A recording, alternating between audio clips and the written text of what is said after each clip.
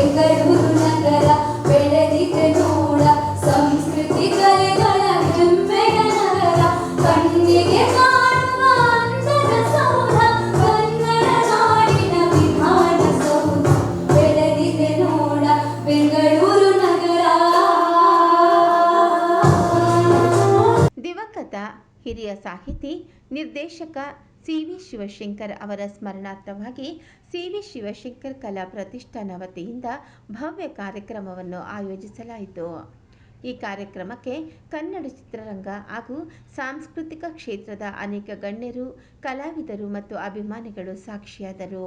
ಕಾರ್ಯಕ್ರಮದ ವೇದಿಕೆಯಲ್ಲಿ ಡಾಕ್ಟರ್ ಜಯಮಾಲಾ, ಹಿರಿಯ ನಟಿ ಡಾಕ್ಟರ್ ಗಿರಿಜಾ ಲೋಕೇಶ್, ಹಿರಿಯ ರಾಜಕಾರಣಿ ಹಾಗೂ ಚಿತ್ರರಂಗದ ಕಾರ್ಯಕರ್ತ ಡಾಕ್ಟರ್ ಮದನ್ ಪಟೇಲ್ ಮತ್ತು ಸದಾಶಿವ ಶೆಣೈ ಉಪಸ್ಥಿತರಿದ್ದರು. ಕಾರ್ಯಕ್ರಮವು ಶಮೀಕ್ ವಿ ಭಾರದ್ವಾಜ್ ಅವರು ಆಡಿದ ಸಿ.ವಿ. ಶಿವಶಂಕರ್ ಅವರಿಗೆ ಸಂಬಂಧಿಸಿದ ಗೀತೆಯೊಂದಿಗೆ ಆರಂಭವಾಯಿತು. ಸ್ವಾಗತ ಭಾಷಣವನ್ನು ನಿರ್ದೇಶಕ ವೆಂಕಟ್ ಭಾರದ್ವಾಜ್ ಅವರು ಮಾಡಿದರು. ಅವರು ಸಿ.ವಿ. ಶಿವಶಂಕರ್ ಕಲಾ ಪ್ರತಿಷ್ಠಾನದ ಉದ್ದೇಶ ಮತ್ತು ಧ್ಯೇಯವನ್ನು ವಿವರಿಸಿದರು. ತಮ್ಮ ಜೀವನ ಕಾಲದಲ್ಲಿ ಸಿ.ವಿ. ಶಿವಶಂಕರ್ ಅವರು ಹೊಸ ಪ್ರತಿಭೆಗಳಿಗೆ ಸದಾ ಪ್ರೋತ್ಸಾಹ ನೀಡುತ್ತಿದ್ದರು ಮತ್ತು ಕನ್ನಡ ಚಿತ್ರರಂಗಕ್ಕೆ ಅನೇಕ ಕಲಾವಿದರನ್ನು ಪರಿಚಯಿಸಿದ್ದರು ಎಂದು ಅವರು ತಿಳಿಸಿದರು. ಈ ಸಂದರ್ಭದಲ್ಲಿ ಪ್ರತಿಷ್ಠಾನದ ವತಿಯಿಂದ 2 ವಿಶೇಷ ಪ್ರಶಸ್ತಿಗಳನ್ನು ಪ್ರದಾನಿಸಲಾಯಿತು.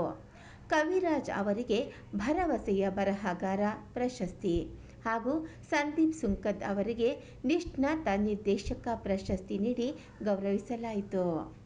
ಕಾರ್ಯಕ್ರಮದ ಪ್ರಮುಖ ಆಕರ್ಷಣೆಯಾಗಿ ಸಿ.ವಿ. ಶಿವಶಂಕರ್ ಅವರ ಜೀವನ ಹಾಗೂ ಸಾಧನೆಗಳನ್ನು ಒಳಗೊಂಡ ಅಭಿಮಾನಿ ಪುಸ್ತಕವನ್ನು ಡಾಕ್ಟರ್ ಜಯಮಾಲಾ ಮತ್ತು ವೇದಿಕೆಯಲ್ಲಿದ್ದ ಗಣ್ಯರು ಬಿಡುಗಡೆ ಮಾಡಿದರು. ಇದೇ ಸಂದರ್ಭದಲ್ಲಿ ಪುಸ್ತಕದ ಲೇಖಕರಾದ ದಿವಂಗತ ಜಿ.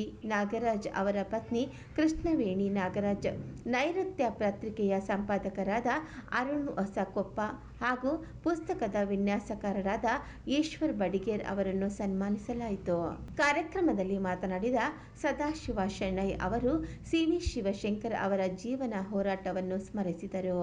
ವಿಶೇಷವಾಗಿ ಕನ್ನಡ ಕುವರ ಚಿತ್ರದ ಕುರಿತು ಪ್ರಸ್ತಾಪಿಸಿ, ಆ ಚಿತ್ರವನ್ನು ಬಿಡುಗಡೆ ಮಾಡಲು ಶಿವಶಂಕರ್ ಅವರು 30 ವರ್ಷಗಳ ಕಾಲ ಹೋರಾಟ ನಡೆಸಿದ್ದರು, ಅದು ಇನ್ನೂ ಬಿಡುಗಡೆಯಾಗಿಲ್ಲ ಎಂದು ವಿಷಾದ ವ್ಯಕ್ತಪಡಿಸಿದರು.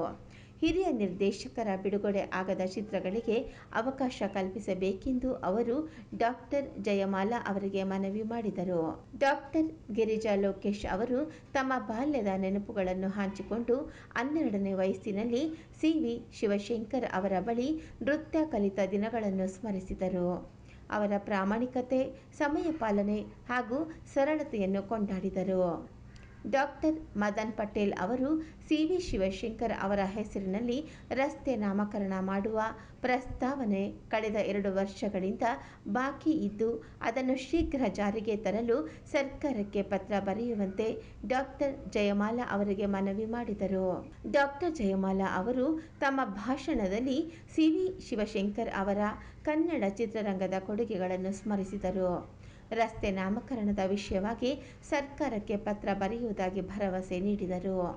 ಜೊತೆಗೆ ಹಿರಿಯ ನಿರ್ದೇಶಕರ ಹಳೆಯ ಸಿನಿಮಾಗಳನ್ನು ಡಿಜಿಟೈಸ್ ಮಾಡಿ ಸಂರಕ್ಷಿಸುವ ಅಗತ್ಯತೆಯ ಕುರಿತು ಮಾತನಾಡಿ ಕನ್ನಡ ಚಿತ್ರರಂಗದ ಇತಿಹಾಸ ಉಳಿಯಬೇಕಾದ ಮಹತ್ವವನ್ನು ಒತ್ತಿ ಹೇಳಿದರು.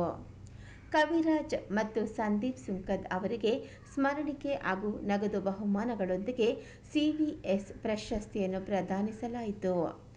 ಕಾರ್ಯಕ್ರಮದ ಮಧ್ಯದಲ್ಲಿ ಸಂಹಿತಾ ಮತ್ತು ತ್ರಿಧರ ಅವರು ಬೆಳೆದಿದೆ ನೋಡ ಬೆಂಗಳೂರು ಗೀತೆಯನ್ನು ಹಾಡಿ ಕಾರ್ಯಕ್ರಮಕ್ಕೆ ಮತ್ತಷ್ಟು ಮೆರುಗು ತಂದರು. ನಮಸ್ಕಾರ ಸ್ನೇಹಿತರೆ, ನಾನು ಅಂದ್ಕೊಂಡಿದ್ದೆ ನಮ್ಮ ಗುರುಗಳಾದ ಸಿ.ವಿ. ಶಿವಶಂಕರ್ ಅವರ ಹುಟ್ಟಿದ ಹಬ್ಬವನ್ನು ಅವರು ಆಚರಿಸ್ತಾ ಇದ್ದಾರೆ.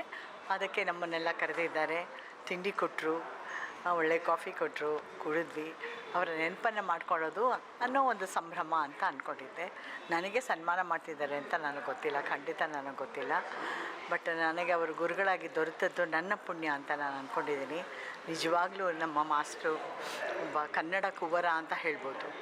ಯಾವಾಗಲೂ ಕನ್ನಡ ಕನ್ನಡ ಕನ್ನಡ ಕನ್ನಡ ಅಂತ ಎಲ್ಲಿ ನಿಂತ್ಕೊಳ್ಳಿ ಕನ್ನಡ, ಎಲ್ಲಿ ನಿಂತ್ಕೊಳ್ಳಿ ಕನ್ನಡ. ಅವರ ಭಾಷೆ ಕನ್ನಡ ಆಗಿತ್ತು, ಅವರ ಮನಸ್ಸು ಕನ್ನಡ ಆಗಿತ್ತು, ಅವರ ಉಸಿರು ಕನ್ನಡ ಆಗಿತ್ತು, ಅವರ ಒಂದು ಬರವಣಿಗೆಯಲ್ಲೂ ಕೂಡ ಕನ್ನಡ ಕನ್ನಡ ಅನ್ನೋದೇ ಇತ್ತು. ಆಮೇಲೆ ಹೋಗ್ತಾ ಹೋಗ್ತಾ ಎಂಥ ಒಳ್ಳೊಳ್ಳೆ ಚಿತ್ರಗಳನ್ನು ಕೊಟ್ಟರು ಅವರು.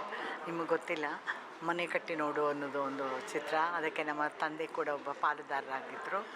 ಸೊ ಅದರಲ್ಲಿ ಕೂಡ ಅವರ ಒಂದೊಂದು ಚಿತ್ರಗಳಲ್ಲೂ ಒಂದೊಂದು ಸಂದೇಶ ಇರೋದು. ಆಗಿನ ಕಾಲಕ್ಕೇ ಯಾವುದದು ಬೆಳೆದಿದೆ ನೋಡ ಬೆಂಗಳೂರು ನಗರ ಅಂತ, ಆಗಿನ ಕಾಲಕ್ಕೇ ಒಂದು 60-70ನೇ ಇಸ್ವಿಯಲ್ಲಿ ಅಂತ ಅನ್ಕೋತೇನೆ, 65-70ನೇ ಇಸ್ವಿಯಲ್ಲಿ ಆಗಲೇ ಬೆಂಗಳೂರು ಈ ಥರ ಒಂದು ಬೆಳ್ಕೊಂಡು ಹೊಟ್ಟೋಗ್ಬಿಡುತ್ತೆ, ನಮ್ಮ ನಾಡು ನಮಗೆ ಸಿಗೋದಿಲ್ಲ ಅನ್ನೋ ವಿಚಾರ ಅವ್ರ ತಲೆಯಲ್ಲಿ ಹೇಗೆ ಬಂತು ಅಂತ ನನಗೆ ಈಗ ಆ ಹಾಡು ಕೇಳಿದಾಗ ಅಂತ ಅನಿಸುತ್ತೆ. ಬಹಳ ಒಳ್ಳೆ ಉದಯ್ ಕುಮಾರ್ ಅವರು ಅವ್ರ ಚಿತ್ರಗಳಲ್ಲಿ ಆ್ಯಕ್ಟ್ ಮಾಡಿದ್ದಾರೆ. ಎಷ್ಟೊಂದು ಒಳ್ಳೊಳ್ಳೆ ಕಲಾವಿದರು ಆ್ಯಕ್ಟ್ ಮಾಡಿದ್ದಾರೆ. ನನ್ನನ್ನು ಕಲಾವಿದೆಯಾಗಿ ಮಾಡಬೇಕು ಅಂತ ಸಣ್ಣ ವಯಸ್ಸಿನಿಂದ ನನ್ನನ್ನು ಜೊತೆಯಲ್ಲೇ ಕರ್ಕೊಂಡು ಸುತ್ತೋರು, ಗಾಂಧಿನಗರ ಸುತ್ತೋರೋ ಎಲ್ಲಿ ಸುತ್ತೋರೋ ನನಗೆ ಗೊತ್ತಾಗ್ತಿರಲಿಲ್ಲ. ಆದರೆ ಕೊನೆಗೂ ಅವರ ಒಂದು ಇದರಲ್ಲಿ ನನಗೆ ಯಾವ ಒಂದು ಅಭಿನಯಕ್ಕೆ ಅವಕಾಶ ಸಿಗಲಿಲ್ಲ. ಆಮೇಲೆ ಏನೋ ನಮ್ಮ ತಂದೆಗೂ ಅವ್ರಿಗೂ ಒಂದು ಮಾತುಕತೆ ಆಯಿತು ಏನೋ ಗೊತ್ತಿಲ್ಲ, ಅವರಿಬ್ಬರ ಸ್ನೇಹ ಅಲ್ಲಿಗೆ ಒಂದು ಕಡಿದೋಯ್ತು. ಆಮೇಲೆ ನಾವು ಬೇರೆ ಆದ್ವಿ. ಆಮೇಲೆ ಅದೇ ನಾನು ಡ್ಯಾನ್ಸನ್ನು ಮುಂದುವರಿಸಿ, ಅವರು ಹೇಳಿಕೊಟ್ಟ ನೃತ್ಯವನ್ನು ಮುಂದುವರಿಸಿ ಹಾಗೆ ಒಂದು ನೃತ್ಯ ಕಲಾವಿದೆಯಾಗಿ ನನ್ನ ಜೀವನವನ್ನು ಕಟ್ಕೊಂಡು ಈಗ ನಿಮ್ಮ ಮುಂದೆ ಬಂದಿದ್ದೀನಿ. ನಮ್ಮ ಗುರುಗಳ ಆಶೀರ್ವಾದ ಸದಾ ನನ್ನ ಮೇಲಿತ್ತು. ಕೊನೆಗೆ ಅವರು ನನಗೋಸ್ಕರ ಒಂದು ಫಿಲಮ್ ಮಾಡಿದ್ರು. ಫಿಲಮ್ ಹೆಸರು ಕೂಡ ಮರ್ತುಬಿಟ್ಟಿದ್ದೀನಿ. ಆ ಫಿಲಮಲ್ಲಿ 6 ಹಾಡು ನನಗೋಸ್ಕರ ಅವರು ಮಾಡಿ, ನನ್ನ ಗಿರಿಜಾಗೆ ನಾನು ಒಳ್ಳೆ ಪಾತ್ರ ಕೊಡಬೇಕು, ಒಳ್ಳೆ ಪಾತ್ರ ಮಾಡಿಸ್ಬೇಕು ಆಕೆ ಕೈಲಿ ಅಂತ ಹಳ್ಳಿಗಳಲ್ಲಿ ಎಂಥ ಒಳ್ಳೆ ಅದರಲ್ಲೂ ಅಷ್ಟೇ ಕನ್ನಡ ಅಂತ ಅಂದ್ಕೊಂಡು ಮಾಡಿದ್ರು. ಪಾಪ ಅವರ ಆಸೆ ನಿರಾಸೆ ಆಯಿತು. ಅದು ರಿಲೀಸ್ ಆಗೋ ಸಮಯದಲ್ಲಿ ಪ್ರೊಡ್ಯೂಸರ್ ಏನೋ ತೀರು ಹೋದರು ಅಂತ ಅನ್ಕೋತೀನಿ. ಹಾಗಾಯಿತು. ಅವ್ರು ಯಾವಾಗಲೇ ಇದ್ದರು ನನ್ನ ಬೆನ್ನೆ ಹಿಂದೆ ಇದ್ದು ನನ್ನನ್ನು ಹರಿಸ್ತಾ ಇದ್ದಾರೆ. ಹಾಗಾಗಿ ಇನ್ನೂ ಕೂಡ ನಾನು ಈ ಅಭಿನಯ ಕಲೆಯಲ್ಲಿ ನಾನು ಮುಂದುವರಿತಾ ಇದ್ದೀನಿ ಅಂದರೆ ನನ್ನ ಗುರುಗಳ ಆಶೀರ್ವಾದ ಕಾರಣ. ಈ ದಿನ ಇವರೆಲ್ಲ ಸೇರಿ ನಮ್ಮ ಮನೆಯ ಫಂಕ್ಷನ್, ಆ ಮಕ್ಕಳನ್ನೆಲ್ಲ ನೋಡಿ ಬಹಳ ಖುಷಿ ಆಯಿತು. ಲಕ್ಷ್ಮಣಿ ಎಂಥ ಒಂದು ಟ್ಯಾಲೆಂಟೆಡ್ ಹುಡುಗ, ಆತನಿಗೂ ಒಂದು ಎಲ್ಲಾದರೂ ಒಂದು ಅವಕಾಶ ಸಿಗಬೇಕಾಗಿತ್ತು ಅಂತ ನನ್ನ ಒಂದು ಭಾವನೆ. ಯಾವಾಗಲಾದ್ರೂ ಸಿಕ್ಕುತ್ತೆ ಅನ್ನೋ ಒಂದು ಇದನ್ನು ಧ್ಯೇಯವನ್ನು ಇಟ್ಕೊಂಡು ನಮ್ಮ ಗುರಿ ಅದಾಗಿರಬೇಕು. ಸಿಗೋವರೆಗೂ ನಾವು ನಮ್ಮ ಪ್ರಯತ್ನವನ್ನು ಮಾಡ್ತಾನೇ ಇರಬೇಕು ಅಂತಂದ್ಬಿಟ್ಟು ಅವರ ಮುಂದಿನ ಪೀಳಿಗೆ, ನಮ್ಮ ಗುರುಗಳ ಮುಂದಿನ ಪೀಳಿಗೆ ಅಭಿನಯ ಕಲೆಯಲ್ಲಿ ತಮ್ಮನ್ನು ತಾನು ತೊಡಗಿಸ್ಕೋಬೇಕು ಅಂತ ನಾನು ಕೇಳ್ಕೊತೀನಿ. ನಿಮ್ಮೆಲ್ಲರಿಗೂ ಧನ್ಯವಾದ. ಒಂದು ಕಚ್ಚೆ, ಒಂದು ಪಂಚೆ ಅವರು ಹಾಕ್ಕೊಂಡು ಇಡೀ ಜೀವನ ಎಷ್ಟೊಂದು ಸರಳತೆಯಿಂದ ಪ್ರತಿಯೊಬ್ಬರಲ್ಲೂ ಕೂಡ ತನ್ನ ಅಭಿಮಾನದ ಭಾಷೆಯ ಅಭಿಮಾನ ಇರ್ಬೋದು ಅಥವಾ ಎಲ್ಲರನ್ನೂ ಪ್ರೀತಿಸುವಂಥ ಆ ಮನೋಗುಣ ಅವರಲ್ಲಿ. ಅಂಥ ಪ್ರೀತಿಸುವಂಥ ಮನೋಗುಣ ಇರುವಂಥ CV ಶಿವಶಂಕರ್ ಅವರ ಈ ಒಂದು ಅವರ ಸಿನಿ ಪಯಣ ಅದನ್ನು ಜಿ ನಾಗರಾಜ್ರವರು ಬಹಳ ಸೊಗಸಾಗಿ ಕಟ್ಕೊಟ್ಟಿದ್ದಾರೆ. ಬಹಳ ದುಃಖದ ವಿಚಾರ ಅಂತಂದರೆ, ನಿಜ ಈಗ ಜೋಗಿಯವರಿಗೆ ಇಲ್ಲ, ನಮ್ಮ ಇಡೀ ಚಿತ್ರರಂಗದವರ ಬಗ್ಗೆ ಯಾರಾದರೂ ಅವರ ಬದುಕನ್ನು ದೂರ ನಿಂತು ಹತ್ತಿರದಲ್ಲಿ ಒಂದಾಗಿ ನಮ್ಗಳೆಲ್ಲರ ಬಗ್ಗೆ ಬರವಣಿಗೆಯನ್ನು ಬರೆದಂಥವರು ಪತ್ರಕರ್ತರು. ಬಹುಶಃ ಅವರ ಕೊಡುಗೆಗಳನ್ನು ನಾವು ಹೇಳಲಿಕ್ಕೆ ಸಾಧ್ಯವಿಲ್ಲ. ಪ್ರತಿಯೊಬ್ಬರ ಬಗ್ಗೆಯೂ ಕೂಡ ಲೇಖನ ಇರ್ಬೋದು ಅಥವಾ ಅವರ ಜೀವನ ಚರಿತ್ರೆ ಇರ್ಬೋದು ಅಥವಾ ಅವರ ಬಗ್ಗೆ ಒಳಗೊಂಡಂತಹ ಪುಸ್ತಕಗಳಿರ್ಬೋದು, ಇವೆಲ್ಲವನ್ನೂ ಕೂಡ ಬಹಳ ಸೊಗಸಾಗಿ ಕಟ್ಟಿಕೊಟ್ಟಂಥವ್ರು ಮಾಧ್ಯಮದವರು. ಬಹಳ ಸೊಗಸಾಗಿ ಜಿ ನಾಗರಾಜ್ರವರು ಇದನ್ನು ಬರ್ಕೊಟ್ಟಿದ್ದಾರೆ. ಇಲ್ಲಿ ನನಗೆ ಒಂದು ನೋವಿನ ವಿಚಾರ ಅಂತಂದರೆ, ಅವರೇ ಹೇಳ್ಕೊಂಡಿರ್ತಕ್ಕಂಥ ಒಂದು ಮಾತನ್ನ ನನಗೆ ಹೇಳಲೇಬೇಕಾಗತ್ತೆ. ಕನ್ನಡವೇ ನಾನು ನೋಡಲು, ರಂಗಭೂಮಿ ನನ್ನ ತಾಯಿ, ಚಿತ್ರರಂಗ ನನ್ನ ತಂದೆ. ಈ ಕಲಾಭೂಮಿಯಲ್ಲಿ ಪಟ್ಟ ಕಷ್ಟ ಯಾವ ಲೆಕ್ಕಕ್ಕೂ ಸಿಗದ ಹಾಗೆ ನಾನು ಖುಷಿ ಪಟ್ಟಿದ್ದೇನೆ. ಸಂಭ್ರಮಿಸಿದ್ದೇನೆ. ಅದ್ಯಾವುದು ಮರೆತು ಬಿಡುವಂತಹ ಸಂಗತಿಯೇ ಅಲ್ಲ. ಅದೇ ಜೀವನ. ರಂಗ ಪಯಣ ಇರ್ಬೋದು, ಕಲಾ ಬದುಕಿರ್ಬೋದು, ನನಗೆ ಮೌಲ್ಯವನ್ನು ಕಲಿಸ್ಕೊಟ್ಟಿದೆ. ಕಲೆ ಎಂದಿಗೂ ಇಂಗದ ದಾಹ, ಸೋಲು ಗೆಲುವು ಎರಡನ್ನೂ ಸಮಾನವಾಗಿ ನೋಡುವ ಕಣ್ಣು, ಹೃದಯ ಮತ್ತು ಸ್ಮರಣೆಯನ್ನು ದೇವರಲ್ಲಿ ದಯಪಾಲಿಸಿದ್ದಾನೆ. ಕಲಿಯುವ ದುಡಿಯುವ ದಿನಗಳಂತೆ ಇಳಿ ವಯಸ್ಸಿನಲ್ಲೂ ಕಲಾರಂಗವೇ ನನ್ನ ಬದುಕಿಗೆ ಹೆಗಲಾಗಿದೆ. ಅಷ್ಟು ಸಾಕು ನನಗೆ. ನನ್ನ ಬಣ್ಣದ ಬದುಕಿನ ಪಯಣದ ಸರಹದ್ದಿನಲ್ಲಿ ಚದುರಿದ ಶ್ರಮ. ನಮಸ್ಕಾರ, ನಾನು ವೆಂಕಟ್ ಭಾರದ್ವಾಜ್ ಅಂತ ಡೈರೆಕ್ಟ್ರು. ನಾನು CB ಶಿವಶಂಕರ್ ಅವರ ಹಿರಿಯ ಮಗ. ನನ್ನ ತಮ್ಮ ಲಕ್ಷ್ಮಣ್ ಅಂತ. ಇವತ್ತು ನಮ್ಮ ತಂದೆಯವರ ಹೆಸರಲ್ಲಿ CB ಶಿವಶಂಕರ್ ಕಲಾ ಪ್ರತಿಷ್ಠಾನದ ಪರವಾಗಿ ಇವತ್ತು ಒಂದು ಪುಸ್ತಕದ ಬಿಡುಗಡೆ ಮತ್ತು ಕನ್ನಡ ಚಿತ್ರರಂಗದಲ್ಲಿ ಈಗ ತಾನೇ ಬೆಳೆಯುತ್ತಾ ಅಂತ ಒಂದು ಡೈರೆಕ್ಟರ್ಗಳಿಗೆ ಒಂದು ಅವಾರ್ಡ್ ಕೊಡೋ ಕಾರ್ಯಕ್ರಮ ಮತ್ತು ಒಳ್ಳೆಯ ಬರಹಗಾರರು ಇಬ್ಬರನ್ನ ಐಡೆಂಟಿಫೈ ಮಾಡಿ ನಾವು ಒಂದು ಪ್ರಶಸ್ತಿನ ಕೊಡ್ತಾಯಿದ್ದೀವಿ, CB ಶಿವಶಂಕರ್ ಪ್ರಶಸ್ತಿ ಅಂತ. ಅದೇ ಮುಖ್ಯವಾದ ಒಂದು ಕಾರ್ಯಕ್ರಮ ಇವತ್ತು. ನಮ್ಮ ತಂದೆಯವರು ಬದುಕಿದ್ದಾಗ ಯಾವಾಗಲೂ ಅವರು ಎರಡು ವಿಷಯನ ಭಾಳ ತಲೆಯಲ್ಲೇ ಇಟ್ಕೊಂಡು ಅವರು ಯೋಚನೆ ಮಾಡಿ ಕ್ರಿಯಾಶೀಲರಾಗಿದ್ದರು. ಅದರಲ್ಲಿ ಒಂದು ಬಂದು ಕನ್ನಡ ಚಿತ್ರರಂಗ, ಇನ್ನೊಂದು ಕನ್ನಡ ಭಾಷೆ. ಈ ಎರಡು ಅವ್ರಿಗೆ ದೈನಂದಿನ ಚಟುವಟಿಕೆಗಳು ಹೇಗೋ ಅದೇ ಥರ ನಮ್ಮ ತಂದೆಗೆ ಅದೊಂದು ಕನ್ನಡ ಮತ್ತು ಕನ್ನಡ ಚಿತ್ರರಂಗ ಅಷ್ಟು ಆಸಕ್ತಿ ಇತ್ತು. ಈ ಒಂದು ನಿಟ್ಟಿನಲ್ಲಿ ಕಳೆದ 3 ವರ್ಷದ ಹಿಂದೆ ನಮ್ಮ ತಂದೆ ಅಗಲಿದ್ರು. ಸೊ ಅವರ ಹೆಸರಲ್ಲಿ ನಾವು ಒಂದು ಪ್ರತಿಷ್ಠಾನ ಮಾಡಬೇಕು ಅಂತ ಒಂದು ನಮ್ಮ ಕುಟುಂಬದವರೆಲ್ಲ ಪ್ಲ್ಯಾನ್ ಮಾಡಿ ಈ ವರ್ಷದಿಂದ ಪ್ರತಿ ವರ್ಷ ನಮ್ಮ ತಂದೆಯವ್ರ ಹೆಸರಲ್ಲಿ ಒಂದು ಅವಾರ್ಡ್ ಕೊಡುವಂಥ ಒಂದು ಕಾರ್ಯಕ್ರಮವನ್ನು ಹಮ್ಮಿಕೊಂಡಿದ್ದೀವಿ.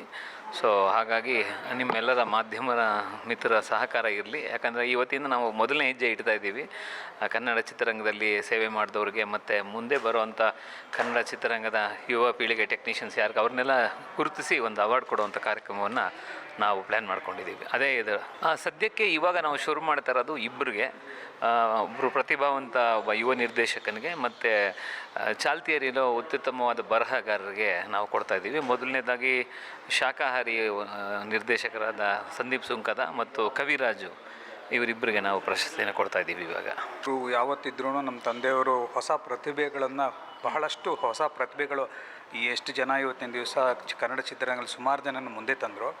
ಅದೇ ರೀತಿ ನಾವು ಕೂಡ ನಮ್ಮ ಕೈಲಾದ ಮಟ್ಟಕ್ಕೆ ಹೊಸಬರನ್ನ ಗುರುತಿಸಿ ಒಂದು ಪ್ರಶಸ್ತಿಯನ್ನು ಅವ್ರ ಹೆಸರಲ್ಲಿ ಕೊಡೋಣ ಅನ್ನೋ ಉದ್ದೇಶದಿಂದ ಈ ಕಾರ್ಯಕ್ರಮ ಹಮ್ಮಿಕೊಂಡಿದ್ದೀವಿ. ಅದಕ್ಕೆ ಪೂರಕವಾಗಿ ನಮಗೆ ಗೌರವಾನ್ವಿತ ಅತಿಥಿಗಳು ಬರ್ತಾ ಇದ್ದಾರೆ. ಅದು ನಮಗೆ ಒಂಥರ ಹೆಮ್ಮೆಯ ವಿಷಯ. ಆಮೇಲೆ ಗಿರಿಜಾ ಮೇಡಮ್ ಬರ್ತಿದ್ದಾರೆ, ಜಯಮಾಲಾ ಮೇಡಮ್ ಬರ್ತಿದ್ದಾರೆ, ಮದನ್ ಪಟೇಲ್ ಅವರು ಮತ್ತು ಸದಾಶಿವ ಶೆಣೈ ಅವರು ಬರ್ತಿದ್ದಾರೆ. ಇವರೆಲ್ಲ ನಮ್ಮ ತಂದೆನ ತುಂಬ ಹತ್ತಿರದಿಂದ ನೋಡಿದವರು. ಸೊ ಸುಬ್ಬಯ್ಯ ನಾಯ್ಡು ಕಂಪ್ನಿಯಲ್ಲಿ ನಮ್ಮ ತಂದೆ ಇದ್ದಿದ್ದರಿಂದ ಗಿರಿಜಾ ಲೋಕೇಶ್ ಅವ್ರಿಗೂ ಮತ್ತು ನಮಗೂ ಒಂಥರ ತುಂಬ ಆತ್ಮೀಯ ಸಂಬಂಧ ಇದೆ. ಅದಕ್ಕೋಸ್ಕರ ಅವರೆಲ್ಲ ಬಂದು ಶುಭ ಹಾರೈಸ್ತಾ ಇದ್ದಾರೆ. ಹೀಗೆ ಇದು ಮುಂದುವರಿಯುತ್ತೆ. ಎಲ್ಲರ ಸಹಕಾರ ಇರಬೇಕು, ಮಾಧ್ಯಮದ ಸಹಕಾರ ಮೊದಲು ಇರಲೇ ಇರಬೇಕು. ಯಾಕಂದರೆ ಇದು ಎಲ್ಲರಿಗೂ ಇದು ಯಾರಿಗೂ ನಾವು ಇದಾಗಿಲ್ಲ, ಎಲ್ಲರಿಗೂ ಮುಕ್ತವಾಗಿ ನಾವು ಕರಿತಾ ಇದ್ದೀವಿ. ನೋಡೋಣ ಹೇಗಾಗುತ್ತೆ ನಮ್ಮ ಮುಂದಿನ ದಿನಗಳಲ್ಲಿ ಅನ್ನೋದು ಕಾದು ನೋಡಬೇಕು.